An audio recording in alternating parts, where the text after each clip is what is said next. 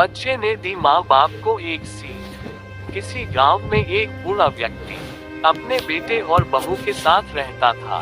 परिवार सुखी संपन्न था, किसी तरह की कोई परेशानी नहीं थी। बूढ़ा बाप जो किसी समय अच्छा खासा नौजवान था, आज बुढ़ापे से हार गया था। चलते समय लड़खड़ाता था, लाठी की जरूरत पड़ने लगी। चेहरा झुर्रियों से भर चुका था, बस अपना जीवन किसी तरह व्यतीत कर रहा था। घर में एक चीज अच्छी थी कि शाम को खाना खाते समय पूरा परिवार एक साथ टेबल पर बैठकर खाना खाता था। एक दिन ऐसे ही शाम को जब सारे लोग खाना खाने बैठे, बेटा ऑफिस से आया था, भूख ज्यादा थी सो जल्दी से खाना खाने बैठ गया और साथ में बहू और उसका एक बेटा भी खाने लगे। बूढ़े हाथ जैसे ही थाली उठाने को हुए, थाली हाथ से छिटक गई, थोड़ी दाल टेबल पे गिर गई। बहू बेटे ने घृणा दृष्टि से पिता की ओर देखा और फिर से अपना खाने में लग गए। बूढ़े पिता ने जैसे ही अपने हिलते हाथों से खाना खाना शुरू किया तो खाना कभी कपड़ों पे गिरता, कभी जमीन पर। बहू चिढ़ते हुए कहा, हे राम, कितनी गंदी तरह से खाते हैं, मन करता है इनकी थाली किसी अलग कोने में लगवा देते हैं। बेटे ने भी ऐसे सिर हिलाया जैसे पत्नी की बात से सहमत हो।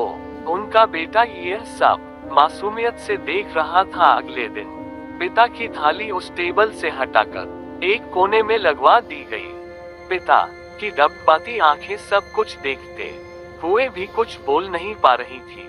बूढ़ा पिता रोज की तरह खाना खाने लगा। खाना कभी इधर गिरता, कभी उधर। छोटा बच्चा अपना खाना छोड़कर लगातार अपने दादा की तरफ देख रहा था।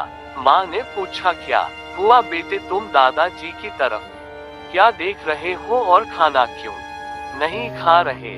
बच्चा बड़ी मासूमियत से बोला, माँ, मैं सीख रहा हूँ कि वृद्धों के साथ कैसा व्यवहार करना चाहिए। जब मैं बड़ा हो जाऊंगा और आप लोग बूढ़े हो जाओगे तो मैं भी आपको इसी तरह कोने में खाना खिलाया करूंगा।